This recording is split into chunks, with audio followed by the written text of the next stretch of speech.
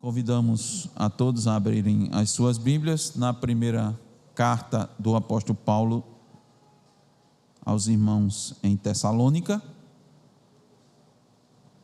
no capítulo 4, e vamos ler do versículo 13 ao 18. 1 aos Tessalonicenses 4, do 13 ao 18. Diz a palavra de Deus: Não queremos, porém, irmãos, que sejais ignorantes com respeito aos que dormem, para não vos entristecerdes como os demais, que não têm esperança. Pois, se cremos que Jesus morreu e ressuscitou, assim também Deus, mediante Jesus, trará em sua companhia os que dormem. Ora, ainda vos declaramos por palavra do Senhor isto: nós, os vivos, os que ficarmos até a vinda do Senhor, de modo algum precederemos os que dormem. Porquanto o Senhor mesmo, dada a sua palavra de ordem, ouvida a voz do arcanjo e ressoada a trombeta de Deus, descerá dos céus, e os mortos em Cristo ressuscitarão primeiro. Depois nós, os vivos, os que ficarmos, seremos arrebatados juntamente com eles entre nuvens para o encontro do Senhor nos ares. E assim estaremos para sempre com o Senhor. Consolai-vos, pois, uns aos outros com estas palavras. Amém. Vamos orar, irmãos. Senhor, eis aqui palavras de consolo. Este último versículo já diz de forma muito clara: mas para sermos consolados, ó Senhor, é necessário a tua obra completa nas vidas, para que haja consolo, para que haja compreensão, e para que de forma ordinária, ó Deus, as vidas sejam alcançadas com esta mensagem. É necessário a exposição fiel dessa palavra. É necessário falar, ó Deus, da tua parte, expondo, mostrando as verdades nela contidas, porque na tua palavra, ó Deus, reside a verdade e a autoridade, porque ela é a verdade, ela é o verbo, ela é o próprio Cristo, teu Filho. Daí, Senhor, nós nos colocamos agora para expor essas verdades, e com muita humildade, ó Deus, nos colocamos aqui, também, ó Deus, temendo e tremendo, porque por mais privilégio que seja expor a tua palavra, há também, ó Senhor, a imputação da responsabilidade. Essa palavra, ela jamais volta vazia. Ela vai cumprir com o objetivo que tu determinaste para ela. E, ó Deus, mesmo tu já tendo decretado e determinado, nós, ó Deus, na nossa condição, te pedimos e rogamos que o Senhor seja favorável aos ouvintes, concedendo-lhe a compreensão. Nós te pedimos, ó Deus, a graça de trazer com clareza essas verdades, para que não haja qualquer tipo de impedimento da nossa parte para a compreensão dela. Mas ainda, Senhor, que essa palavra, aquilo que nós vamos proferir, nada venha, Senhor, especificamente de nós, no que diz respeito a ou acrescentar ou retirar algo dessas verdades. Ajuda-nos, Senhor, por meio do teu Espírito, a transmitir, e também aos que ouvem a compreender. E da compreensão, ó Deus, tu concedas um coração receptivo, para que não apenas no intelecto essa compreensão fique, mas que ela tome o ser e os ouvintes assim se curvem e possam ter a esperança e possam ter a capacidade de consolar uns aos outros em meio a um mundo que não tem nem consolo nem esperança. Assim nós te pedimos, Senhor, no nome de Jesus. Amém. O título, irmãos, da mensagem de hoje, do sermão, é A Esperança do Crente na Vinda do Senhor. A esperança do crente na vinda do Senhor. Esse, irmãos, era um assunto que estava trazendo a principal inquietação para aqueles irmãos que compunham a igreja de Tessalônica nessa época. Era o assunto da segunda vinda de Cristo. Observem que é por isso que o objetivo do apóstolo Paulo nesta altura da carta agora é trazer instrução. Os irmãos devem lembrar que ele antes militou na defesa do evangelho.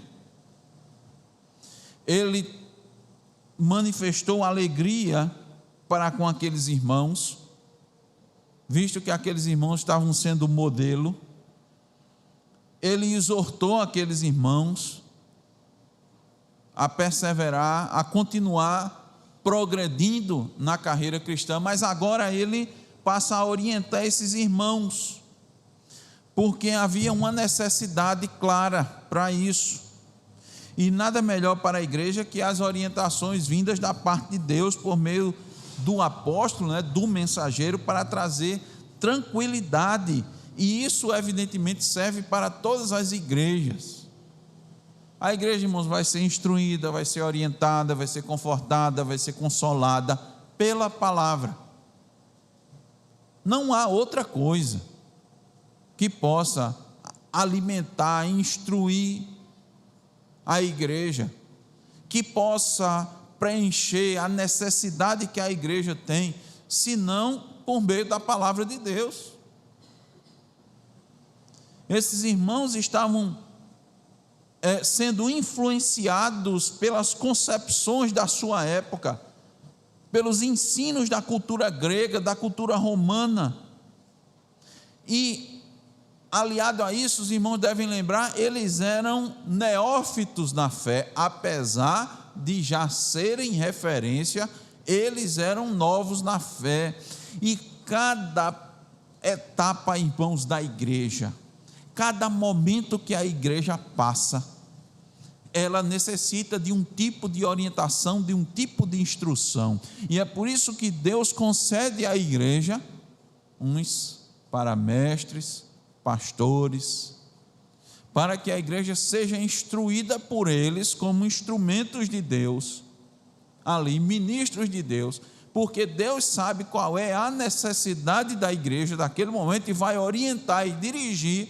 o mensageiro para poder atender esta necessidade, apesar de, evidentemente, todos os assuntos que concernem a palavra de Deus serem necessários para a igreja, mas há momentos específicos, e nós vemos nas epístolas exatamente essa característica. Isso daí de forma muito clara. O apóstolo Paulo mandou Timóteo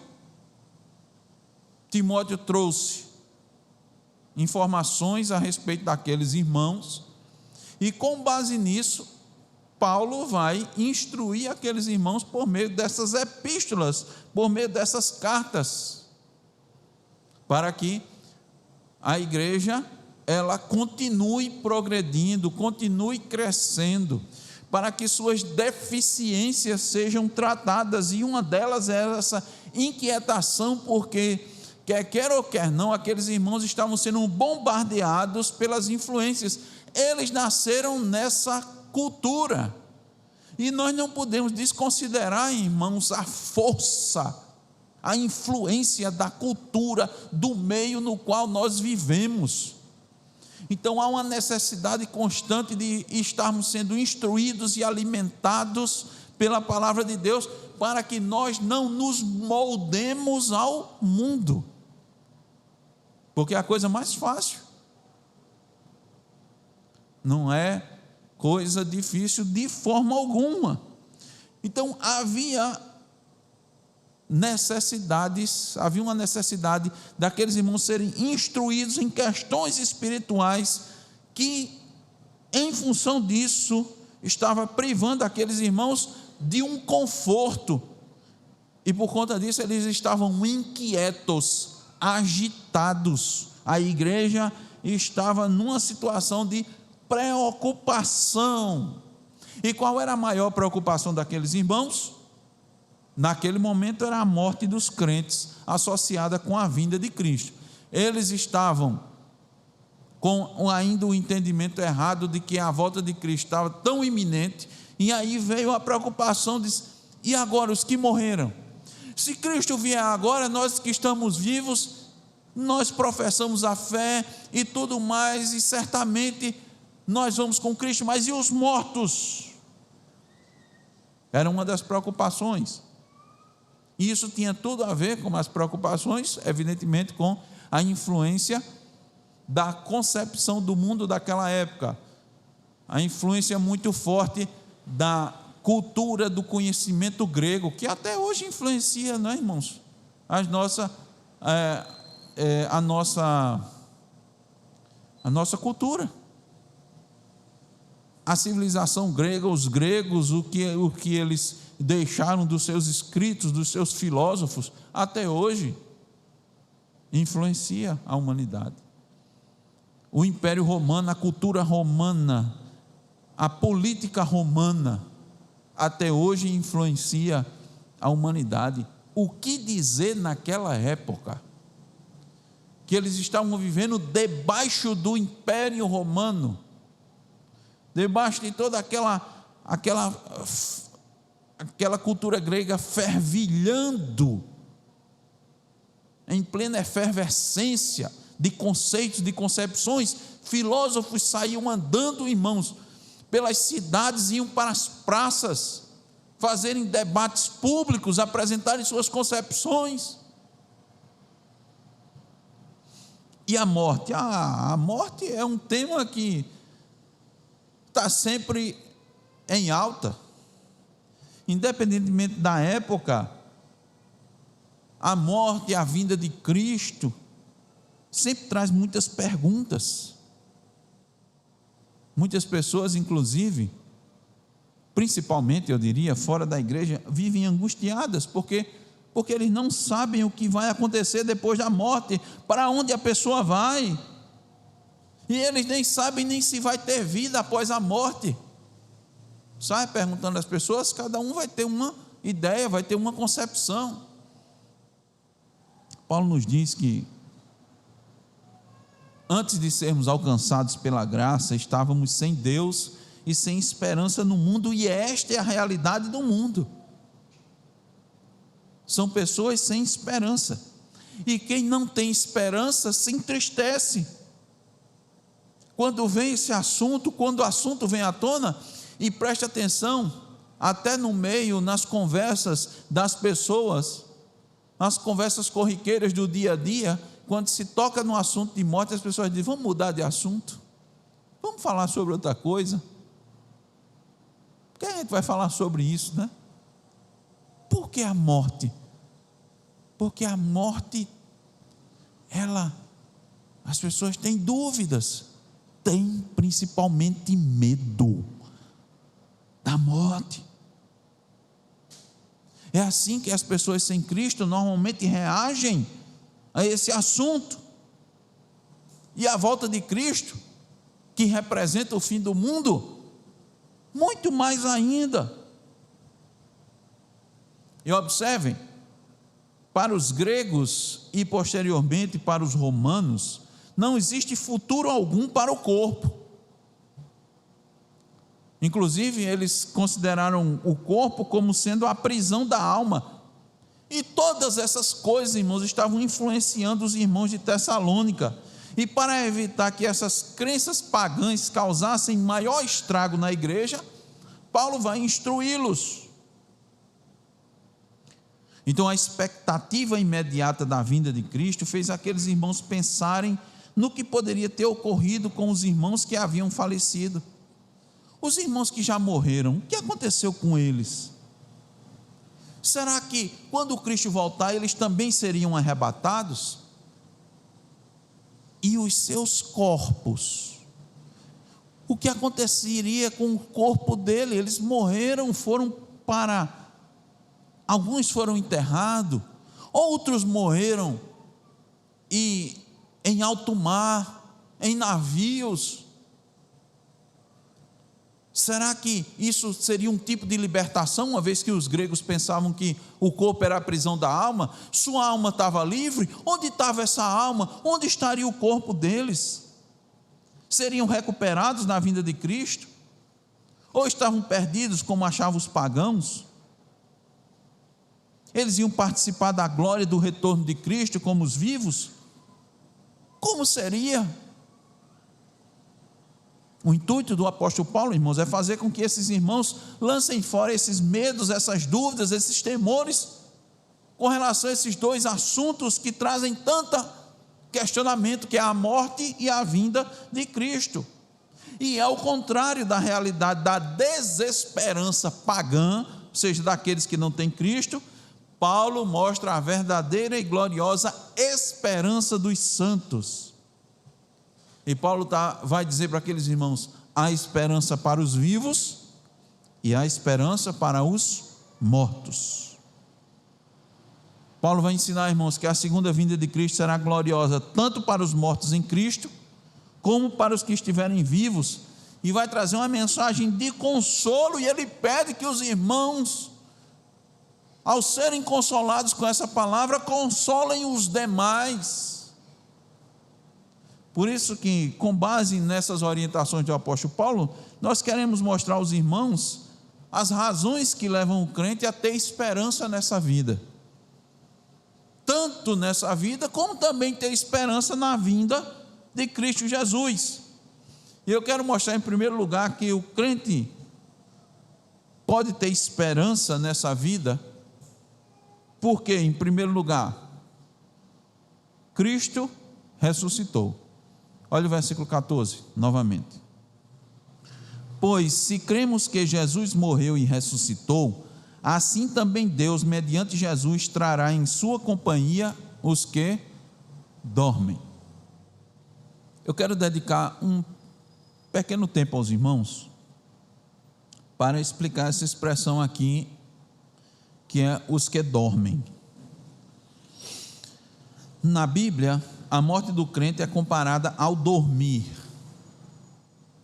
Lá em Mateus 27, 52, diz assim: e abriram-se os sepulcros, e muitos corpos de santos que dormiam foram ressuscitados. Veja, os corpos de santos que dormiam foram ressuscitados. Então, na Bíblia, a morte do crente é comparada ao dormir.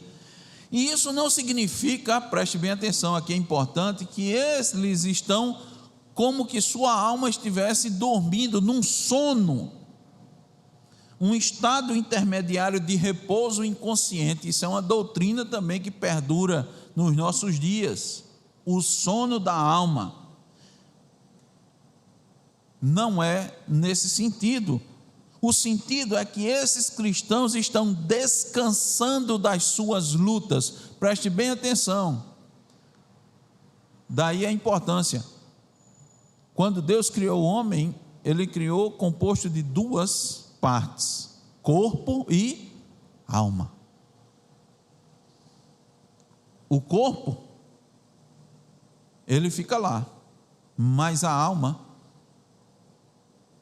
não fica no estado de sono. Observem o que tem em Apocalipse 14, 13. Abram as suas Bíblias. É importante que esse texto fique bem gravado, fique bem marcado para os irmãos.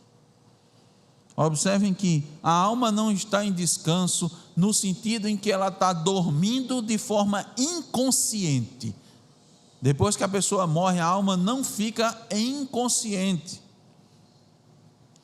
Apocalipse 14, 13 nos diz: e ouvi uma voz do céu que me dizia, escreve. João está escrevendo: bem-aventurados os mortos, que desde agora morrem no Senhor. Sim, diz o Espírito, para que descansem dos seus trabalhos e as suas obras os seguem. As Escrituras nos asseguram que esses cristãos estão bem ativos, suas almas estão bem vívidas, conscientes, só que eles não estão mais sofrendo com as coisas ruins deste mundo, porque agora estão no seio de Abraão, sendo consolados, como diz Lucas 16, 25, é muito claro. Eles estão consolados.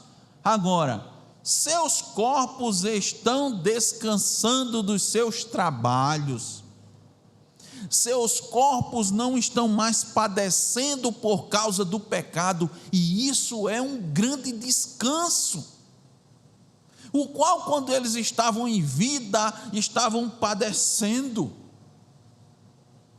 Esse é o maior descanso para o seu corpo. Paulo deixa isso muito claro, irmãos, em Romanos 7, ele diz: na minha carne não habita bem nenhum, é uma luta. E Paulo disse: eu tenho que ficar esmurrando o meu corpo, é uma luta. E agora, depois que morre, há um descanso para o corpo. Ele dorme, ele descansa. E a alma? Não, a alma está bem consciente. Voltando à questão da ressurreição, porque a morte e a ressurreição são artigos fundamentais da fé, nada é mais certo, irmãos, ou mais confortável e com maior firmeza para crer do que Cristo morreu pelos pecados de seu povo e ressuscitou para a sua justificação, e nisso repousa a paz, a alegria e o conforto dos santos. E é isso que o apóstolo Paulo quer transmitir para aqueles irmãos, de modo que Deus mesmo trará em sua companhia os que dormem. Veja, não é Cristo, mas o próprio Deus que ressuscitou Cristo dentre os mortos, o mesmo poder que ressuscitou Cristo é o poder que vai conceder uma nova vida ao homem morto, e é o mesmo poder que vai trazer os que primeiro morreram para estar com Cristo. Observem, irmãos, o tempo todo a obra da salvação completa,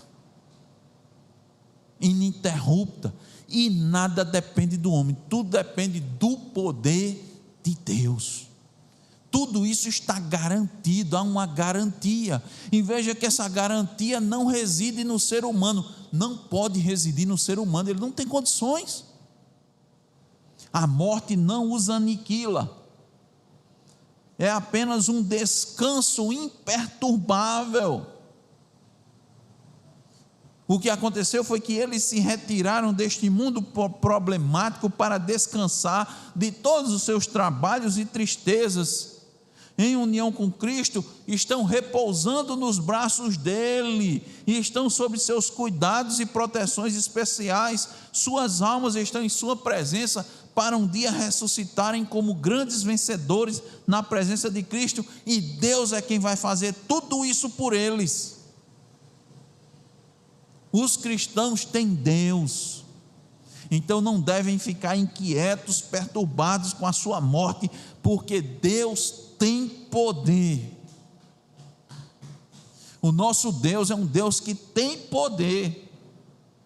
Ele ressuscitou a Cristo e vai ressuscitar igualmente seus filhos eleitos. Ele vai trazer todos esses juntamente com Jesus do céu, vai trazer suas almas e no piscar de olhos vai uni-los aos seus corpos. Porque você pode pensar: mas pastor, nós vimos, e aí agora eu me lembro dos mártires que tiveram, eu me lembro dos mártires que tiveram seus corpos queimados, né? Alguns seus ossos foram triturados, outros, como vimos, estraçalhados por feras, talvez por tubarões no mar, foram jogados ao mar. Paulo está dizendo: Deus tem poder para restaurar. Se Ele teve poder para ressuscitar Jesus dentre os mortos, Ele tem poder para restaurar os corpos. Não importa o que os gregos digam, o que os romanos digam, o que eles pensem, o que eles achem, a sua sabedoria, a tradição dos homens, isso não importa. O que importa é que o poder de Deus vai fazer com que naquele dia todos vão se encontrar com Jesus nos ares e vão permanecer com eles para sempre. Se os irmãos observarem no capítulo anterior de 1 Tessalonicenses, o capítulo 3, versículo 13, Paulo já está indicando isso, está indicando que vai haver um encontro com o Senhor. E no versículo 14 aqui do capítulo 4, ele vai dizer: os mortos em Cristo virão com Cristo em glória. Vai ser um grande cortejo, ele vai estar acompanhado de seus anjos e dos remidos. E Paulo quer que aqueles irmãos tenham essa convicção, que tenham essa certeza, porque o crente verdadeiro tem esperança. Não é uma esperança, irmãos, assim de eu tenho essa expectativa, eu tenho assim eu acredito que isso pode acontecer. Não, a esperança é no sentido da convicção que isso de fato é o que vai acontecer. E eu pergunto: você tem essa convicção? Você tem essa esperança? Porque quem crê tem esperança. Quem crê em Cristo e que Ele ressuscitou dentre os mortos, tem a verdadeira esperança. Por isso que aqueles irmãos não deveriam temer perder seus irmãos. Aquele medo deveria ser dissipado completamente. Lembra os irmãos que o apóstolo Pedro, na sua primeira epístola, disse que nós somos guardados pelo poder de Deus. Então aqueles que morreram estão na glória com Cristo e virão em glória junto com Ele. Você tem vivido a sua vida aqui na terra, você vive com essa esperança. Só pode ter essa esperança quem está com Cristo, quem está ligado na videira verdadeira. Só a esperança para aqueles que estão sendo alimentados por essa videira, estão ligados a ela. Então Cristo vai dar essa segurança. O que leva o crente a ter esperança nessa vida e também na vinda de Cristo é que Cristo ressuscitou, em primeiro lugar. Em segundo lugar, é que os mortos em Cristo ressuscitarão. Presta atenção: os mortos em Cristo, versículos 15 e 16 de 1 Tessalonicenses 4. Ora, ainda vos declaramos por palavra do Senhor. Ora, o apóstolo Paulo não está dizendo isso dele mesmo. De quem foi que ele aprendeu? Quem foi que lhe disse isso? O próprio Senhor. Vos declaramos por palavra do Senhor isto: nós os vivos, os que ficarmos até a vinda do Senhor, de modo algum precederemos os que dormem. Porquanto o Senhor mesmo, dada a sua palavra de ordem, ouvida a voz do arcanjo e ressoada a trombeta de Deus, descerá dos céus, e os mortos em Cristo ressuscitarão primeiro. O que são os mortos em Cristo? Aqueles que morreram confiando em Cristo Jesus, aqueles que morreram tendo Cristo como Senhor e Salvador das suas vidas. Por que é que era importante dizer isso? Porque a doutrina da ressurreição era rejeitada pelos gregos.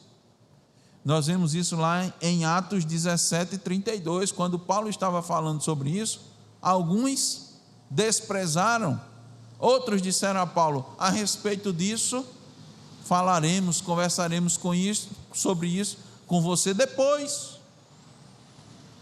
Porque os gregos tinham essa concepção, que achavam que o corpo era algo mal. E se o corpo era algo mal, por que a ressurreição? A ressurreição deveria ser desprezada. Os saduceus também rejeitavam a doutrina da ressurreição. Então veja, muitos ensinamentos naquela época, como tem nos dias de hoje. Sempre há muitas teorias, sempre há muito ensino. Uns dizem uma coisa, outros dizem outra, e aqueles irmãos estavam inquietos. Mas Paulo está dizendo: meus irmãos, a base da doutrina da ressurreição dos salvos é a ressurreição de Cristo. Alguns crentes estavam tendo essa confusão de crer na ressurreição de Cristo, sem crer na ressurreição dos salvos. Aí Paulo, em 1 Coríntios capítulo 15, nos versículos 12 e 13, ele diz: ora, se está sendo pregado que Cristo ressuscitou dentre os mortos, como alguns de vocês estão dizendo que não existe ressurreição dos mortos? Ora, dentro da igreja, essa era a confusão, por causa da influência que os irmãos já sabem, dos saduceus, dos gregos. Versículo 13: se não é ressurreição dos mortos, então nem mesmo Cristo ressuscitou. 14: e se Cristo não ressuscitou, é inútil a nossa pregação, como também é inútil a fé que vocês têm. Esse ensino está errado, disse o apóstolo Paulo. A base é a ressurreição de Cristo. E ele vai fazer isso, quando ele voltar, ele vai dar uma palavra de ordem, e os mortos vão ressuscitar.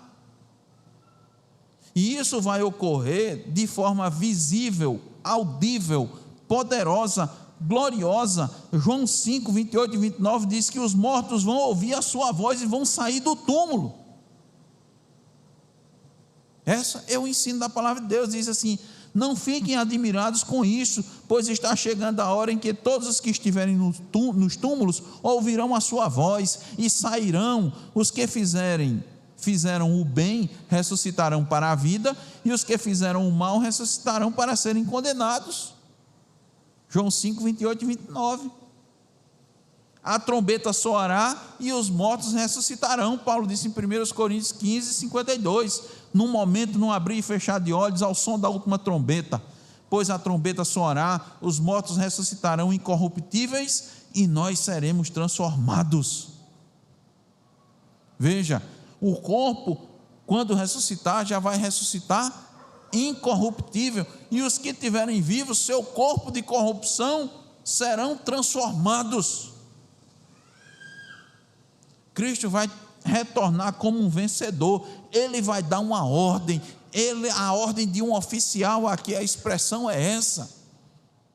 O próprio Cristo diz: todo o poder me foi dado no céu e na terra. Eu tenho poder, o que eu disser vai acontecer. Certo pastor disse: a ressurreição não é reconstrução, mas é como uma semente. O corpo é uma semente. A flor não é a mesma semente semeada, embora haja uma continuidade entre a semente e a flor. 1 Coríntios 15 diz que os crentes receberão um corpo glorificado semelhante ao corpo da glória de Cristo. Semelhante. O corpo morto é a semente que é sepultada na terra. O corpo ressurreto é a flor que brota dessa semente. Agora presta atenção: os mortos em Cristo vão ressuscitar primeiro, não em relação aos que estiverem vivos, melhor, não em relação aos outros mortos, mas ressuscitarão primeiro em relação aos que estiverem vivos. Paulo não está ensinando duas ressurreições. Paulo está falando aqui do mesmo grupo, os crentes. Paulo não está traçando um contraste entre crente e descrente, como se os crentes ressuscitassem primeiro e os descrentes ressuscitassem depois. anos depois, 1000 anos depois, como o pessoal que acha que vai ter muitas voltas de Cristo. Não. Ele está trazendo uma palavra de consolo para os crentes em relação ao estado dos que morrem em Cristo Jesus. E a doutrina da ressurreição dos mortos nos garante que a morte não é o fim, a morte não tem palavra final, a sepultura não é o fim da jornada do cristão. Ali o corpo vai descansar, ele vai dormir até a ressurreição, mas a alma vai para a glória. Paulo disse em Filipenses 1:23: estou pressionado dos dois lados. Isso é na NVI. Estou pressionado dos dois lados. Desejo partir e estar com Cristo, o que é muito melhor. Ou seja, assim que ele morrer, ele disse que eu vou estar com quem? Com Cristo. Ele não disse, eu vou estar dormindo, eu vou estar descansando e depois eu vou encontrar com Cristo. Ele disse isso? Não. Assim que eu morrer, eu vou estar com Cristo. Quando Cristo voltar, a alma glorificada voltará com Cristo e se unirá ao corpo glorificado, e então estaremos para sempre com o Senhor. Então eu pergunto, por que o medo da morte? Por que temer a morte? Por que o temor de partir? Nós não vimos que Paulo disse que é bem melhor do que estar aqui? Por que tanto medo e tristeza de partir? Será que você não está muito apegado às coisas terrenas e passageiras? Será que você não está escondendo seu medo, sua insegurança da salvação, alegando saudade dos seus parentes? Pai, mãe, irmãos, esposo, esposa, filhos, netos? Ou será que você não tem essa esperança, tem dúvidas ainda? Lá no seu íntimo você tem uma ponta de receio, apesar de você dizer que não tem medo, mas está lá, guardado lá no fundo, um temor. Seria falta de conhecimento das Escrituras ou falta de fé? O que é? O que leva o crente a ter esperança nessa vida e também na vinda do Senhor? Primeiro, Cristo ressuscitou. Segundo, os mortos em Cristo ressuscitarão. Terceiro, os vivos serão arrebatados. Observem o versículo 17.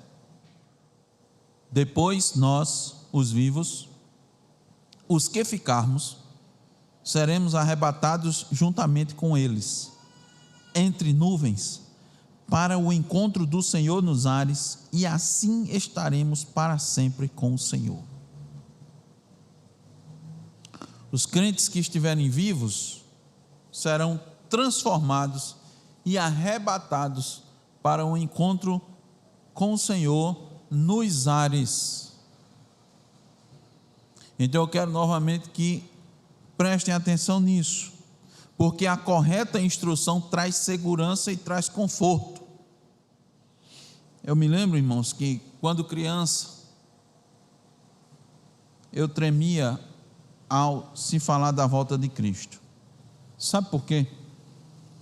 Porque lá em casa tinha um disco de vinil contando sobre a segunda vinda de Cristo. Era uma produção que assustava qualquer um. Não era só criança, não. Todo mundo que escutava aquele disco ficava temeroso. Aquela produção falava de um arrebatamento secreto dos crentes. Tinha uma música que dizia assim: os vagões de trens vazios passam ruas e quarteirões, aviões sem seus pilotos voam para a destruição. Tem até hoje em dia alguns que colocam um adesivo nos carros e eles acham assim o máximo. Eles bota assim: em caso de arrebatamento, esse carro ficará desgovernado. Isso é a concepção de arrebatamento secreto, que de repente um carro está aqui e a pessoa desaparece do volante de uma hora para outra e ninguém sabe, foi para onde? Foi para onde? Cadê? A música dizia, outra música dizia: onde está aquele povo barulhento? Onde está que não se vê nenhum irmão? Alguém com voz de lamento vai dizer nesse momento: aquele povo foi embora para Sião. Não existe, irmãos, arrebatamento secreto. Não cremos nisso. Há quem creia que a segunda vinda de Cristo vai ocorrer em duas etapas, uma secreta e outra visível. Mas a Bíblia diz que ela será única e todos o verão. Todos o verão, todo olho o verá. Vai ser única. Há muitas expressões, sabe, irmãos, de arrebatamento no Novo Testamento que lançam luz sobre a segunda vinda de Cristo. Filipe, em Atos 8,39, foi arrebatado da presença do eunuco. Nós vimos em 1 Coríntios 15,52, quando Cristo vier no ar, nós os que estivermos vivos seremos arrebatados como num piscar de olhos. Isso significa dizer que nós devemos viver a cada momento na expectativa do retorno do Senhor Jesus. Lá em João 6,15, diz que Jesus foi arrebatado pela força. O intuito era fazê-lo rei.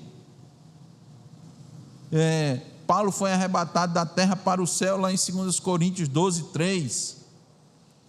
Então tem muito tipo de arrebatamento, expressões de arrebatamento na Bíblia. Em Atos 23,10, Paulo foi arrebatado da turba de judeus que queriam matá-lo.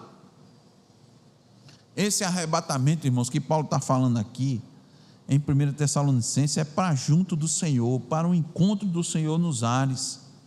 Essa é uma expressão um tanto simbólica, mas pode ser tomada de forma literal. Isso vai ser em majestade, com superioridade, nas nuvens, nos ares. Ele vai vir como soberano. E, irmãos, vai ser algo assim grandioso, glorioso, vai ser uma festa.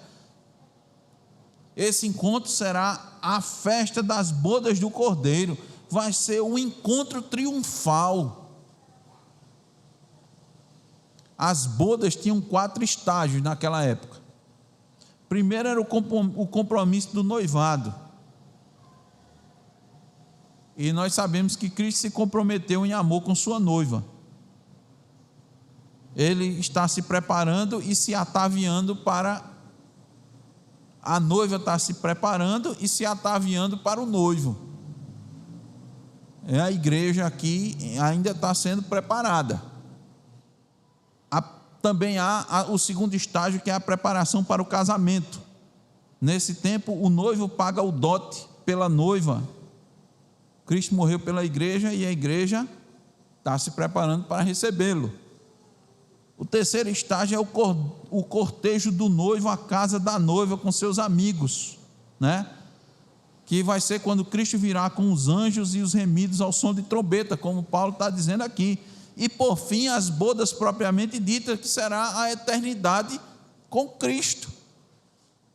Todas essas etapas, irmãos, estão descritas na Bíblia. Estão ali contidas para que a igreja tenha esperança, certeza. Esse noivo, irmãos, não vai quebrar o contrato de casamento. Esse noivo não vai deixar a noiva aos pés do altar sozinha. Ele vai completar a obra. Eu vou preparar-vos lugar, e depois eu vou retornar. E quando ele retornar, a igreja vai estar livre dos seus inimigos. seus inimigos serão destruídos, a Babilônia, o anticristo, o falso profeta, o diabo, a morte, o inferno. Não vai haver mais dor, vai haver mais lágrimas. Então vai se cumprir o desejo de Cristo, que nós pudéssemos um dia ver sua glória e partilhasse dela, como está lá em João 17, 22 a 24. E os sofrimentos que nós suportamos hoje serão transformados em glória naquele dia. Paulo diz em Romanos 8, o presente sofrimento não há de se comparar com a glória vindoura. Você pode ter esperança, mas tem um detalhe: não é qualquer um que pode ter esperança. Somente os que creem em Cristo podem ter esperança. Eu sei que tem muitos pregadores aí vendendo uma falsa esperança. Está cheio de pessoas aí. Está cheio de pessoas ofertando uma falsa esperança, e muita gente está comprando essa falsa esperança.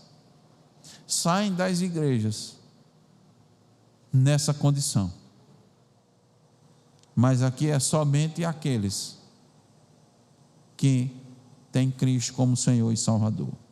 Concluindo, irmãos, com o versículo 18, Paulo diz: consolai-vos, pois, uns aos outros com estas palavras. Uma vez compreendida isso, aqueles irmãos deveriam ser consolados e consolar todos aqueles que estavam à sua volta. Esse é o papel. Lembram que eu disse aos irmãos que a inquietação afeta toda a igreja fica inquieta, o inquieto influencia o outro e acaba contagiando toda a igreja. Paulo está dizendo o contrário. Agora que vocês estão consolados, consolem uns aos outros com esta palavra, se aquietem, se acalmem.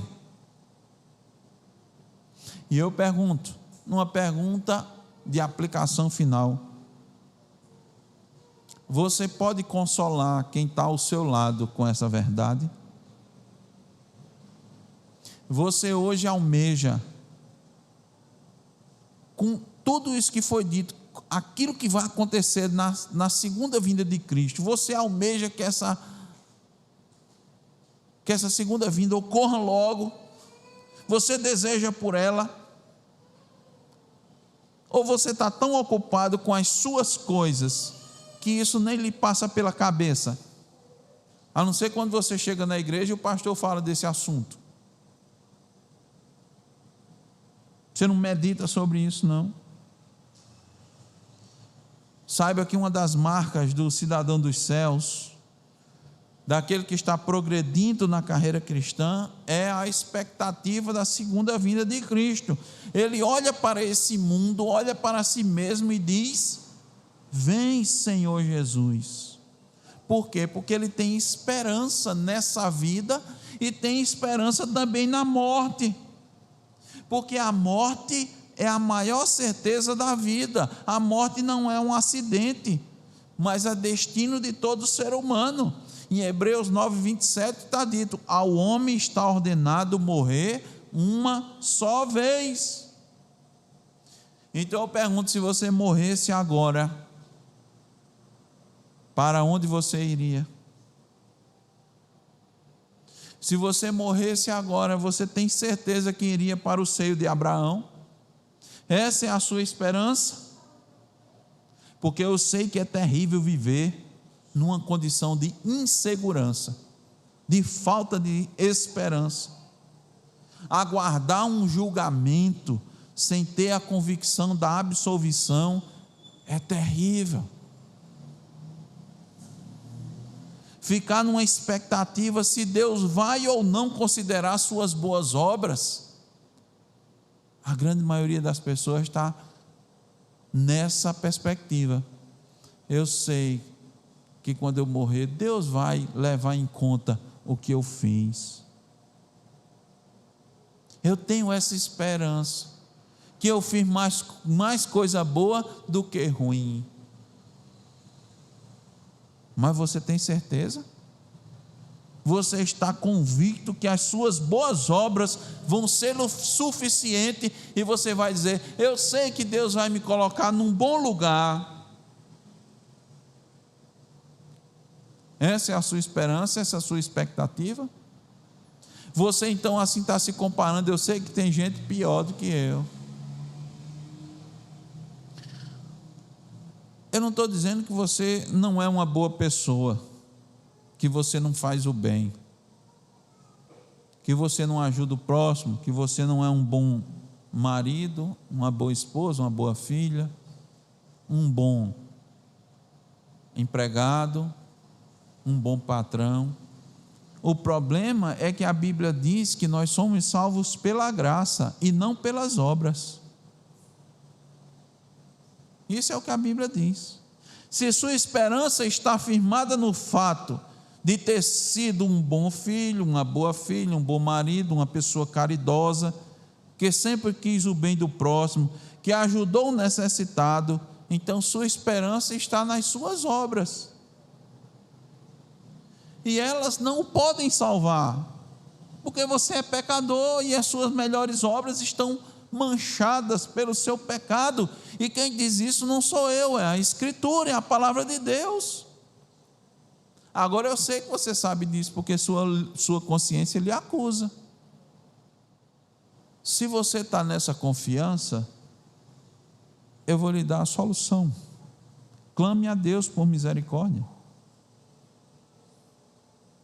Porque com a sua justiça, com as suas boas obras, você não vai conseguir. Mas, se você pedir a Deus que lhe conceda a justiça que vem por meio de Cristo, aí sim. Porque Cristo foi o único que fez toda a vontade de Deus, realizou sua obra e em nada pecou, e por isso ele conquistou para aqueles que nele crê a vida eterna. E aí, por meio de Cristo, você vai ter esperança. E você vai poder enfrentar a morte sem medo. E você vai poder viver essa vida sem desesperança, ou seja, esperançoso, com confiança, com certeza. Ao invés de ficar na expectativa, na dúvida, na inquietação, na acusação da sua consciência. Porque todas as vezes que você pensar no assunto, sua consciência vai lhe acusar. E como é terrível isso. Meu desejo é que Deus lhe abençoe e lhe conceda uma viva esperança. Amém.